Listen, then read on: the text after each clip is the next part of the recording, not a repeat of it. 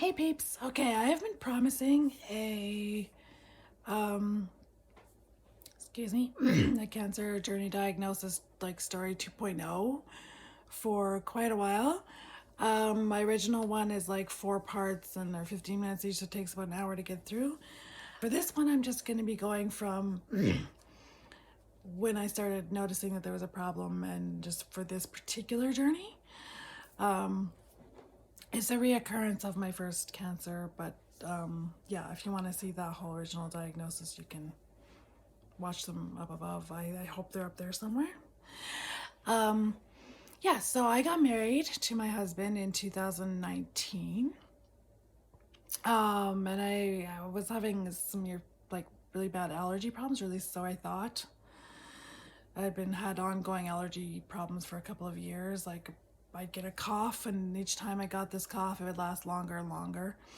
And I just thought allergy season, but then allergy season turned out to be all year in 2019. And then, yeah, I lost my voice. We got married in August, and by the following March, I was coughing really bad, and then I started to lose my voice, and by the end of March it was gone.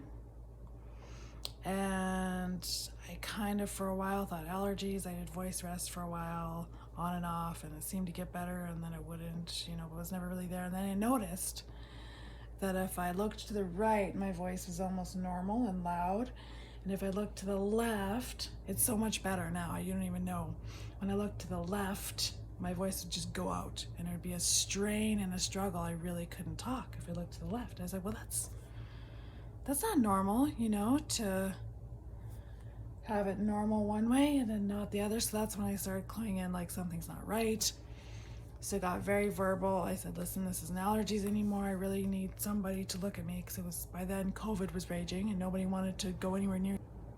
So I finally got very verbal, and I finally got an appointment with an ENT, and he took a camera and stuck it up my nose, and I went all the way down.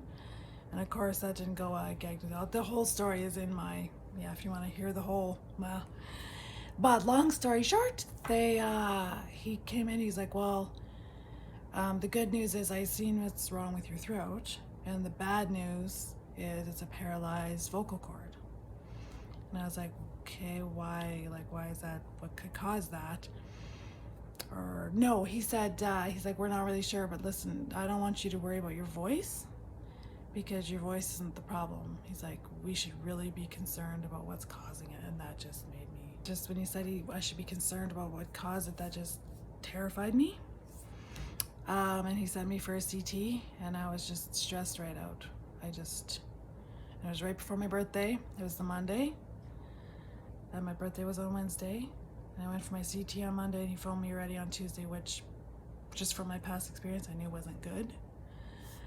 And then he called me into his office. I said, he's like, we got to get you in this week. So I went back on my birthday, and he didn't even get the door closed. He said it to me as he's walking into the office. He's like, you've got a whole bunch of stuff going on in here. And I was like, I just didn't know what to say. What?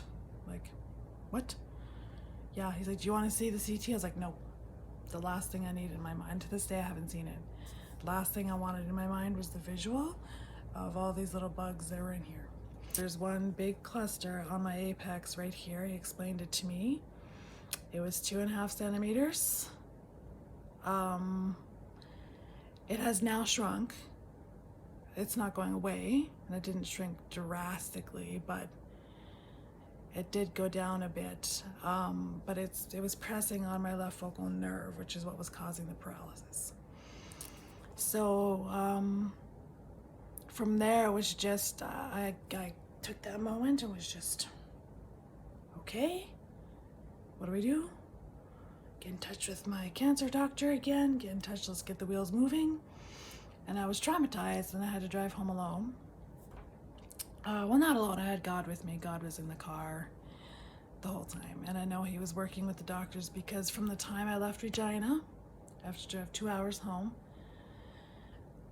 I had to keep pulling over for phone calls because that's how fast they were lining things up.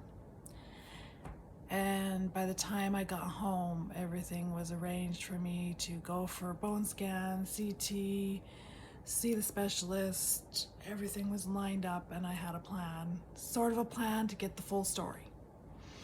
And I felt better. And on the way home, I sat on the steps of a church in Lemberg, and I just said a prayer, and I haven't really looked back. And then November 5th, I think, was my appointment, and that has a history too. I'll do that in another video. But I walked in, and they said, yes, you know, it's not a new cancer. It's a reoccurrence, and it's metastatic, which of course means there's no cure. But my doctors are amazing. I did a video on that, and they just said there's no cure, but we can control it for many, many years. They said we're going to do this, and then this, and this, and this, and this. These are your lines of defense. This is what's going to happen. And as soon as we get that started, you know, it is what it is. And we'll just keep an eye on you. But that's kind of where I'm at now. It was just a very quick rundown of how I got here. The first year, I think, was harder. It took a little bit to get into a new routine, kind of getting used to a new normal. And now I feel like me and my husband are kind of settling into it a little bit, and things are still going good. So, you know, I'm hoping that it's going to stay that way for a while, because now that we're finally settling in and getting used to the new normal, it'd be nice to keep it that way for a while. Forever would be great. That was my quick 2.0. I hope I'm going to try and keep it under 10 minutes for y'all. Yeah, I'll just keep them going.